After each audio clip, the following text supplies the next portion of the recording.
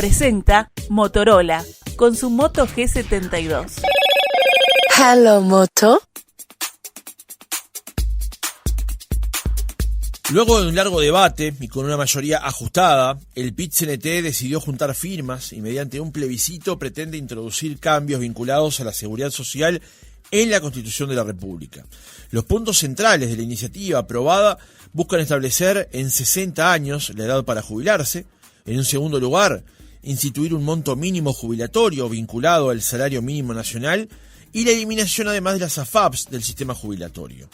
Varios sectores del Frente Amplio, entre ellos el MPP, vertiente artiguista y convocatoria serenista, defienden el camino de cambiar la seguridad social mediante un diálogo social y no comparten que estos cambios se introduzcan mediante la Constitución. La actual reforma, que con algunas de sus características comenzó a regir desde el pasado 1 de agosto, fue fruto del análisis parlamentario de los trabajos que surgieron de la Comisión de Expertos en Seguridad Social que fue creada por la Ley de Urgente Consideración. Dicha comisión estuvo integrada por 15 miembros que fueron designados por el Poder Ejecutivo en consulta con los partidos políticos y las organizaciones sociales en función de su idoneidad en temas previsionales, demográficos, económicos y legales. ¿Cómo se ve hoy el trabajo en perspectiva? ¿Es necesario introducir cambios a la seguridad social mediante la Constitución de la República? Lo conversamos en nuestra entrevista central con Álvaro Forteza, ex integrante de la Comisión de Expertos en Seguridad Social. Forteza es profesor del Departamento de Economía de la Facultad de Ciencias de la UDELAR, es ingeniero agrónomo de la misma universidad, máster en Economía del CIDE en México y doctor en Economía por la Universidad de Gotemburgo en Suecia. Tiene numerosas publicaciones en revistas arbitradas y capítulos de libros en temas de seguridad social. Ha sido consultor del Banco Mundial en temas previsionales en repetidas oportunidades, con experiencia en más de 10 países de América Latina y el Caribe. Además, ha sido consultor ocasional de CEPAL y de OIT. Doctor Forteza, ¿cómo le va? Buenos días, gracias por acompañarnos. Buen día, gracias a ustedes por la invitación. Doctor, en primer lugar, ¿cómo evalúa usted el proyecto que finalmente se votó en el Parlamento de reforma de la seguridad social, que fue fruto justamente del trabajo que se realizó dentro de la Comisión de Expertos, pero que sufrió varios cambios? Bueno, sí, evaluación global, creo que el proyecto avanza en la dirección correcta, en el sentido básico de atender algunos de los problemas más urgentes que tenía el sistema previsional uruguayo. Usted marcaba ya desde el arranque que el proceso, digamos que el proyecto fue sufriendo cambios, experimentando cambios a lo largo del proceso, como es natural. Por lo tanto, creo que si algo caracteriza a este proyecto es que no es el proyecto de una persona en particular, ni siquiera de un sector político. Tiene contribuciones de distintos grupos que participaron. Hubo una participación bien diversa y bien activa, lo que lleva a que nadie esté 100% satisfecho. Todo el mundo tuvo que dejar prendas, digamos, es inevitable. Pero eso mismo habla de un proyecto acordado entre diversos grupos, diversas personas, tratando de conciliar diversas visiones. Yo creo que es difícil siempre evaluar, pero creo que en resumen de todo eso hay que reconocer que es un proyecto que avanza, da una respuesta concreta a algunos de los problemas más perentorios que tenía el sistema. Doctor, le hacía esa pregunta para comenzar la charla porque hasta último momento se efectuaron cambios en el proyecto que finalmente se votó en el Parlamento. ¿No entiende usted que eventualmente se haya desvirtuado lo que se votó en el Parlamento de lo que ustedes como recomendaciones o como proyecto emergió desde la Comisión de Expertos? No, yo no creo que se haya desvirtuado. Es decir, entre otras cosas, además hay que tener presente que las propuestas que salieron de la Comisión fueron lineamientos generales. En varios temas importantes se dejaban abiertas varias opciones. De alguna manera, creo que la Comisión tuvo muy presente que la Comisión no es legislativa. La Comisión era una comisión de expertos que asesoraba a los organismos competentes. La última palabra la tiene el Parlamento. Entonces, me parece que no se puede decir eso. Es decir, y además, como decía al principio, dentro de la propia comisión, porque tenía representantes de todas las fuerzas políticas, de organizaciones sociales, etcétera, había visiones bien distintas. Entonces, incluyendo dentro de quienes apoyaron el informe final, ¿no? Que fue una aprobación en mayoría. Había visiones distintas. Entonces era natural que en algún momento había que resolver, y resolvieron quienes constitucionalmente deben hacerlo. Así que a mí no me sorprende para nada que haya habido discusión hasta último momento y haya habido diversos puntos de vista sobre algunos aspectos, incluso algunos que son relativamente importantes, pero en general los grandes lineamientos, o más que relativamente, que son importantes, ¿no? Pero los lineamientos generales son los que se recomendaron y atienden a los problemas centrales que tenía la previsión social en Uruguay, ¿no? Dos temas centrales de la reforma, doctor Forteza, eran la edad de retiro y la tasa de reemplazo. Esos eran partes centrales. Hay muchos aspectos vinculados a la reforma, pero esos eran centrales. Sí. Usted, de lo que salió de la comisión, de lo que se votó en el Parlamento, usted dijo recién que esto va en la dirección correcta.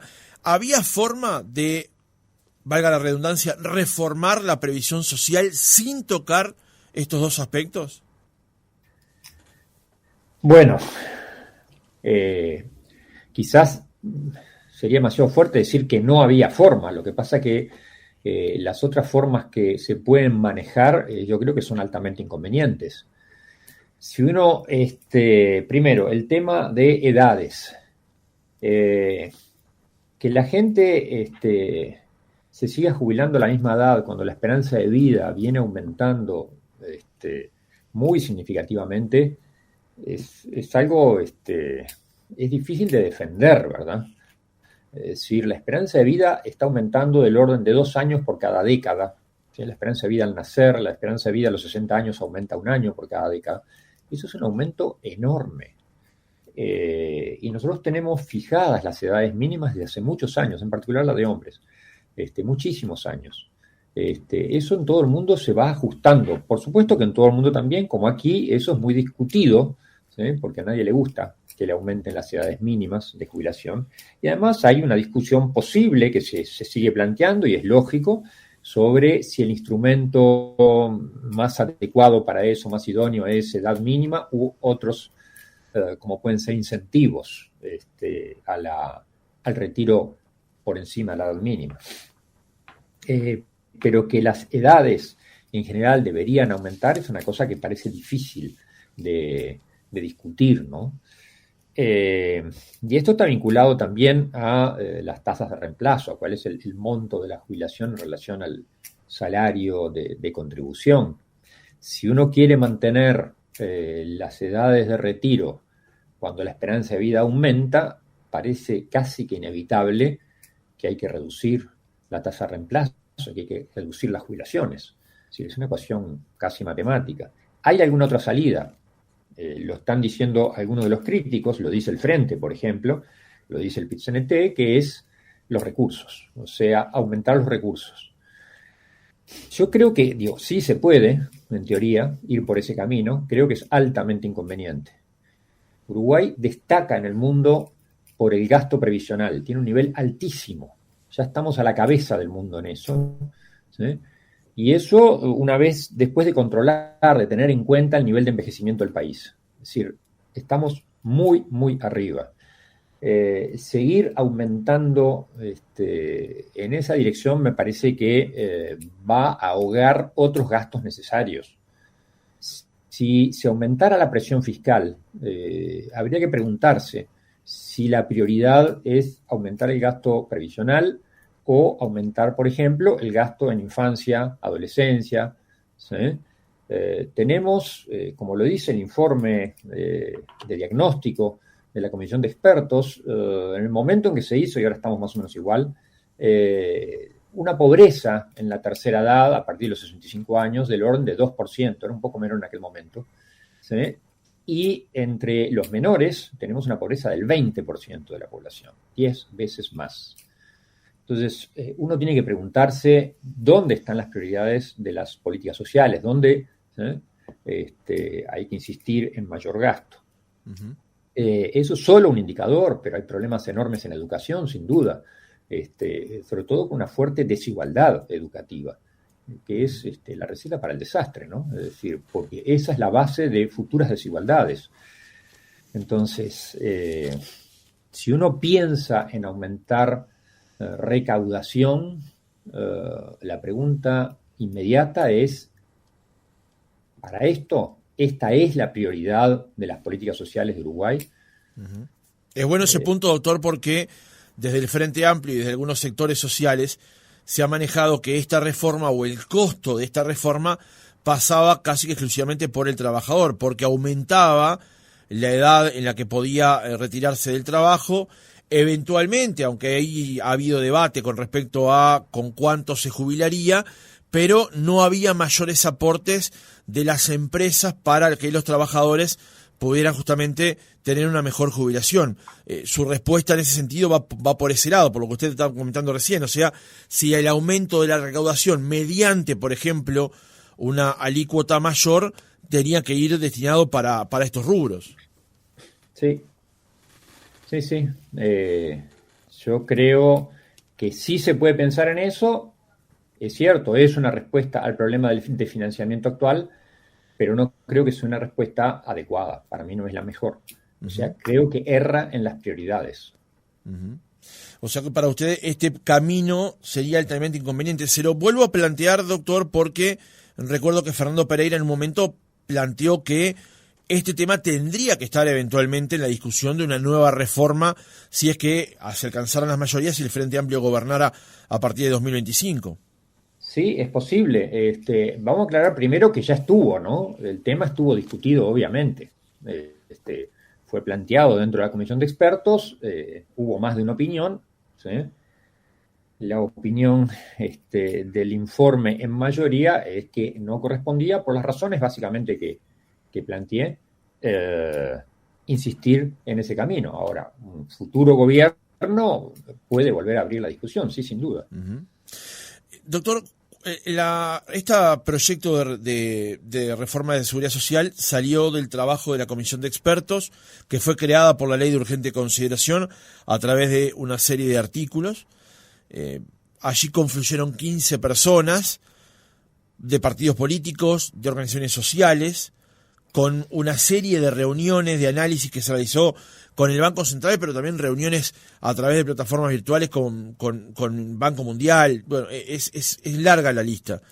¿Ese debate que se dio no contendría ya lo que el Frente Amplio de alguna manera está planteando de un diálogo social? ¿Esa instancia ya no estuvo cubierta en esta instancia o en realidad el cambio pasa por las mayorías que contendrían ese debate y ese diálogo social?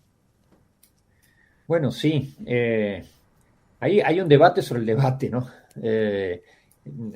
Yo entiendo, como lo entiende en general la coalición de gobierno, que hubo un amplio diálogo social, amplio dentro de lo que la pandemia permitió, estuvo muy condicionado por eso, ¿sí? Buena parte de las consultas, de las audiencias que se hicieron, con más de 70 audiencias hubo y otras tantas organizaciones que participaron, que conversaron, que dieron su punto de vista, pero sí, sin duda, esto de alguna manera estuvo un poco limitado por la pandemia, las condiciones del momento. De todas maneras, creo que se logró salir del paso razonablemente a través de los instrumentos como los que estamos usando en este mismo momento, que por suerte estaban a disposición en el país.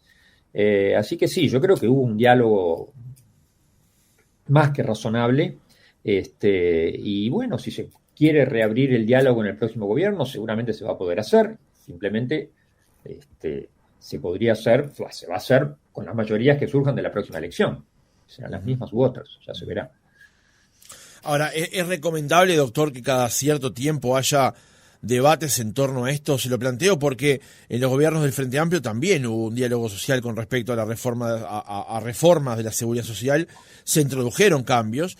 Esta transformación es más nuclear, digamos, a partir de lo que es la conformación del sistema previsional común, y ya se está planteando eventualmente otro nuevo debate. ¿Es razonable debatir esto cada cierto tiempo?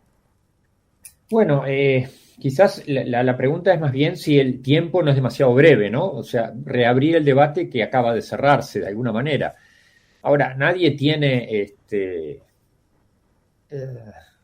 puede decidir por sí y ante sí cuáles son los debates válidos. Si hay un sector de la ciudadanía, del sistema político, de las organizaciones sociales que entienden que este debate hay que reabrirlo o mantenerlo abierto, bueno, yo no soy quien para cuestionarlo. Yo sí creo que sería bueno que el país pasara a otra cosa, pero me parece legítimo que el Frente Amplio, el PIT-CNT, planteen sus discrepancias y aspiren, por un lado u otro, a modificar las soluciones que la coalición de gobierno actual aportó. No, otra cosa es que eso sea bueno. Ahí va, la pregunta apuntaba más para ese lado, ¿no? Si es bueno estar permanentemente analizando este asunto, digamos, en algún momento tiene que llegar a un consenso, uno espera. Sí, yo creo que sería mejor, pero si no lo hay, mala suerte. Yo creo que el debate hay que aceptarlo, hay que negociar, creo que se negoció todo lo que se pudo en el actual periodo, y bueno, si se quiere seguir discutiendo en el próximo, habrá que seguir. Obviamente que puede tener impactos en previsibilidad económica, etcétera, pero bueno, si la mitad del país tiene dudas sobre este asunto, digo, la mitad es una manera de decir, por lo que son la división política, lo que dan las encuestas, más o menos en el país hoy, es razonable que el tema se replantee periódicamente. Todo, en fin, es cuestión de hacer una discusión civilizada del asunto. Es lo que en general ha caracterizado el sistema político uruguayo y creo que hay que mantenerlo. En términos generales, doctor Forteza, ¿qué opinión tiene con respecto a lo que anunció el PIT-CNT de promover un plebiscito que tendría básicamente tres pilares, digamos? Uno es eliminar las AFAPs, otro es mantener la edad jubilatoria en 60 años y el tercero tiene que ver con el establecer una jubilación mínima nacional vinculado justamente a actuales indicadores. Una primera impresión con respecto a esto que aprobó el PIT-CNT días pasados. Bueno, claramente no estoy de acuerdo con las propuestas, ¿no? Las tres van en contra de lo que ha sido la reforma reciente que yo respaldé. Creo que es particularmente negativo el camino elegido. Entiendo por qué lo eligen, pero me parece que es muy negativo. Tiene debilidades importantes en cómo surge, porque ni siquiera tenía mayoría dentro del PIT-CNT la propuesta que fue aprobada. Ya veremos cómo procesan esto en el futuro, pues supongo que los grupos que no apoyaban esta salida más radical, digamos, van a tratar de incidir para suavizar algunos de sus aspectos. En fin, pero la primera cosa sobre la vía, introducir en la Constitución este tipo de cosas, obviamente que no me parece positivo, creo que rigidiza, creo que son cosas que no pertenecen a una Constitución, son más bien de resorte legal. Así que en ese sentido me parece que es negativo. También hay una cuestión del proceso político, un proceso de, los sistemas previsionales son complejos, tienen infinidad de detalles. La discusión sobre reforma constitucional, naturalmente que requiere una fuerte simplificación, es inevitable, ¿no? Es decir, son tres mensajes que son casi consignas, y a eso se reduce todo, no enriquece la discusión. Es decir, creo que en ese sentido tampoco es positivo. Y después, en cuanto al contenido concreto, bueno, mantener la edad mínima en 60 y sobre todo dejarlo rígido en la Constitución, como decía, me parece que no corresponde a la evolución que ha tenido la demografía del país, ¿no? Por suerte la esperanza de vida está aumentando muchísimo. El tema de las AFAP, el otro gran tema que aparece, sí, hay un sector de la izquierda, hay un sector del movimiento sindical que está en contra de las AFAP. Aparentemente esos sectores están ganando preeminencia respecto a lo que era hace algunos años, en que estaba un poco más pareja las diversas posiciones. Yo, obviamente que no puedo compartir la idea de que no pueda haber empresas privadas que administren fondos previsionales. La verdad es que no entiendo dónde se pone el límite. Es decir, por qué ciertas actividades sí pueden ser desarrolladas por empresas privadas y ciertas actividades no, que me expliquen cuáles son esos límites en particular en lo que tiene que ver con la administración de fondos previsionales, porque no es más que eso, es la administración del portafolio, ¿sí? De las personas que han ido contribuyendo al sistema de ahorro individual. Con ese criterio habría que barrer con buena parte de la actividad privada. O sea, es una discusión realmente muy, en fin, es más una consigna que una cuestión conceptual clara. Yo creo que no tiene demasiado sentido. ¿Qué pasa si planteamos lo mismo para la salud? ¿Sí? ¿Eliminamos a los prestadores privados de salud? Yo realmente no lo veo. Uh-huh. El tema de jubilación mínima, en general atar la jubilación mínima al salario mínimo tampoco me parece una buena idea. Creo que rigidiza innecesariamente. Se puede aumentar la jubilación mínima, como se ha hecho, sin necesidad de tener ese tipo de mandatos de tipo constitucional, ¿no? Uh-huh. De hecho, no solo tira para arriba la jubilación mínima, sino que también puede tirar para abajo el salario mínimo, en ese caso. En fin, creo que no es una buena solución. Uh-huh. Usted decía al comienzo de la entrevista que en función de aspectos demográficos, en función de aspectos de evolución de la expectativa de vida, es difícil defender no cambiar la edad de retiro, más allá de que por supuesto suene difícil de vender, llamémosle, para la ciudadanía en general, que ahora para poder jubilarse hay que trabajar un tiempo más. Lo que ocurre es que en este planteo que hace el PIT-CNT, bueno, que por supuesto debe recoger firmas, votarlo y demás, queda establecido en la Constitución de la República. Luego, para poder cambiar eventualmente, eso deberá llevar otro proceso. Usted hablaba justamente de la rigidez. ¿Podemos profundizar un poco más en por qué esto, desde su perspectiva, sería negativo que esté incluido dentro de la Constitución? Bueno, justamente porque la edad mínima de jubilación es uno de esos parámetros que normalmente estos sistemas requieren que sean ajustados periódicamente. Claramente no es el tipo de contenidos que uno pone en una constitución, que son cosas más estructurales, más permanentes, que pueden llegar a ser modificados, pero no en forma frecuente. Las constituciones tienden a ser cosas más estables. La tendencia, además, en el mundo, por las razones demográficas que decía, van en la dirección opuesta. Es decir, no estamos hablando de reducir las edades mínimas, como sería el caso ahora, sino de aumentarlas. Y la discusión es en cuánto se aumenta, con qué gradualismo, en fin, con qué excepciones, porque hay que tener en cuenta que el sistema nuestro tiene muchas excepciones, el previo a la reforma de este año y el reformado, ¿sí? Hay sectores que tienen edades mínimas más bajas, siguen existiendo las bonificaciones, es decir, la posibilidad de que por vía legal se contabilicen los años de edad calendario, digamos, como si fueran más años de edad a los efectos de la jubilación. ¿Sí? Esto es la bonificación. Y lo mismo respecto a los años de servicio, a los años en los cuales se contribuye para alcanzar la cantidad de años mínimo de aportes para acceder a una jubilación. Esas son figuras que ya existen y que se mantienen con algunos ajustes que yo creo que son positivos, además, en la reforma. Uh-huh.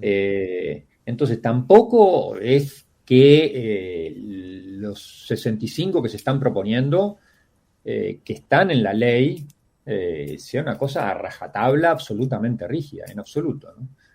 Hay sectores que se van a poder seguir jubilando a edades más tempranas e incluso menores a 60. Uh-huh. Uh-huh. E incluso en el debate sobre el proyecto de ley se supo que la edad promedio de jubilación hoy en el BPS es 63 años, o sea, 3 años por encima del límite anterior, y ahora se querría o se pretendería establecer en 60 por medio de la Constitución. Llama un poco la atención ese camino, ¿no? Sí, en promedio la gente se está jubilando por arriba, sí, se habla de 3 años y medio más, una cosa así, o sea, 63 y medio, de ese orden.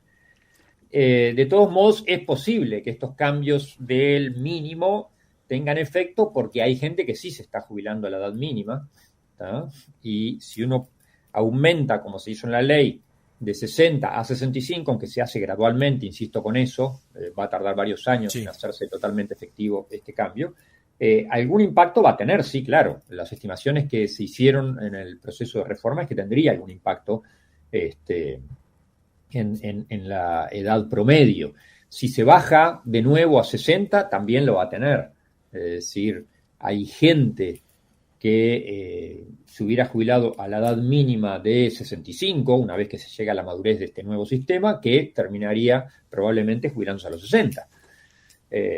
Entonces, son dos medidas distintas, ¿no? Es decir, una cosa es el indicador de cuál es la edad promedio, pero hay toda una distribución, y va desde quienes se jubilan a la mínima hasta quienes postergan bastante. Uh-huh. Entonces, bueno, la edad mínima incide en la edad promedio, no coincide obviamente con eso.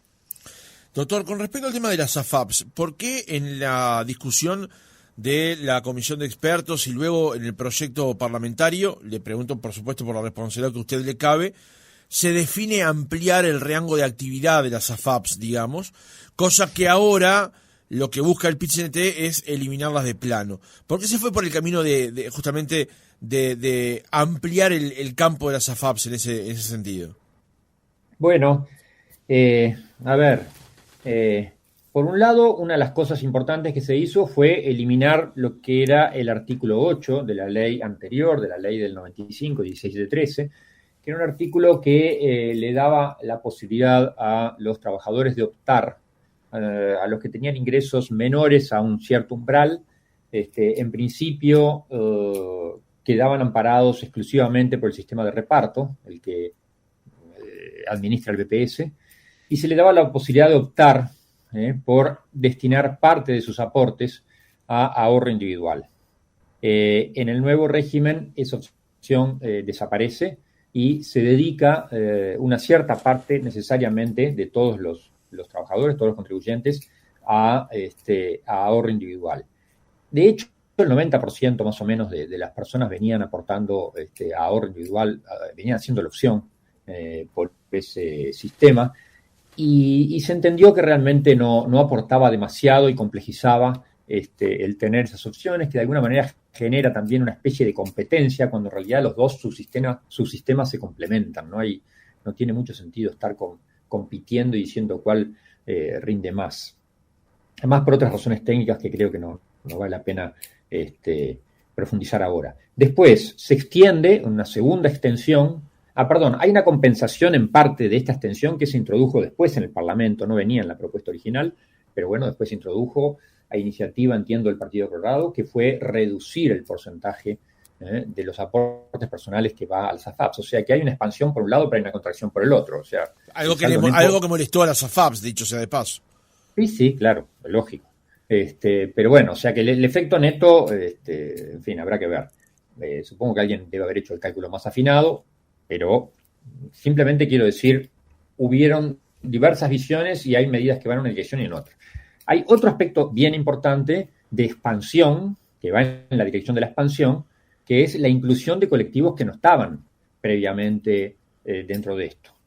Lo que es paraestatales, servicios de retiro militar y policial. Esos 5 servicios, que son las 3 paraestatales y los 2 de retiro militar y policial, la aspiración es a que también queden amparados en un régimen mixto, es decir, el régimen común. ¿Cuál es la idea básica aquí? La idea es que haya un régimen común para todo el país, que no se mantengan las desigualdades, es decir, seguir en el camino de la convergencia, en el cual se está, de hecho, desde hace décadas, ¿no? Pero es un camino difícil, es decir, hace mucho tiempo que el país está haciendo diversos esfuerzos por unificar la diversidad de sistemas previsionales que había. Pero todavía quedan diferencias importantes, esta es una de las más evidentes, ¿sí?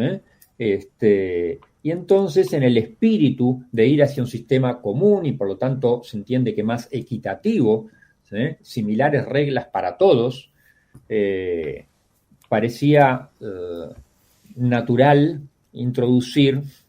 terminar de introducir el sistema mixto en los colectivos que hasta ahora no habían sido cubiertos. Pero ya, solo con ese fin, digamos, doctor, se lo planteo porque el tema de las AFAPs, desde su introducción en la década del 90, ha sido motivo de debate. Los gremios, el PIT-CNT ha estado siempre en contra de las AFAPs. El Frente Amplio también, aunque siendo gobierno no buscó neutralizarlas, digamos. El tema de igualar, de generar homogeneidad en el sistema, también implicaba que las AFAP tuvieran esa expansión, como usted dijo. Bueno, obviamente que se puede hacer una expansión en la dirección opuesta, ¿no? Eso es lo que querría, por ejemplo, el PIT-CNT sin duda, y parte del Frente. Una aclaración, el Frente no hizo reformas en esta dirección en los 15 años de gobierno, en buena medida porque tenía diversidad de opiniones en la interna, ¿no? Yo diría que fundamentalmente por eso. Es posible que ahora las posiciones que eran más afines al sistema mixto estén debilitadas relativamente, pero bueno, eso se verá además en particular en la próxima elección. La pregunta no era justamente si no era hacer una expansión al revés, sino contraerlo, era por qué expandirlo, digamos, por qué lo que usted comentaba de no de sacar el artículo 8, digamos, por qué es necesario, porque era necesario para esta instancia expandir el sistema.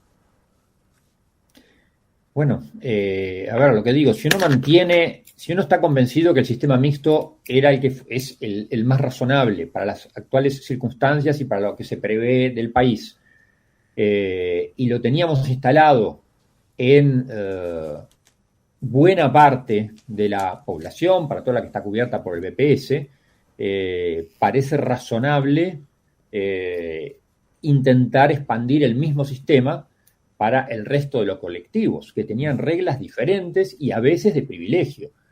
Entonces, y además no sostenibles, ¿no? Como lo estamos viendo ahora claramente. Entendemos que en las condiciones del sistema previsional nuestro, el pilar de ahorro individual tiene mucho para aportar, ¿no? Por eso es que se introdujo en primera instancia en el año 95. Y por razones políticas no se pudo extender a todos los subsistemas. Bueno, el intento ahora es que sí se extienda. Bien. Doctor, una última pregunta para cerrar la entrevista. Con respecto al tema de la jubilación mínima. La explicación que se da es atar la jubilación mínima vinculada al salario mínimo nacional y como, por ejemplo, se ha logrado atar las jubilaciones con el índice medio de salarios para los ajustes anuales. ¿Por qué usted entiende que esta medida no sería conveniente? Bueno, de nuevo, yo creo que rigidiza, ¿no? Me parece que es innecesario y genera una rigidez importante, porque imaginen, por ejemplo, cuando se vaya a resolver, como se hace todo el tiempo, periódicamente, pero muy frecuentemente, ajustes del salario mínimo. Uh-huh. Bueno, va a haber que incorporar el hecho de que esto se traslada inmediatamente al gasto previsional. Esto va a presionar a la baja al salario mínimo. Sobre todo cuando las finanzas públicas estén ajustadas. Entonces, no es tan claro que uniendo las dos cosas se vaya a lograr más jubilaciones mínimas. Capaz que se logra lo opuesto. Yo lo veo como una mala solución. Doctor Álvaro Forteza, ex integrante de la Comisión de Expertos en Seguridad Social, gracias por haber estado otra mañana con nosotros. Bueno, gracias a ustedes por la invitación, ha sido un gusto.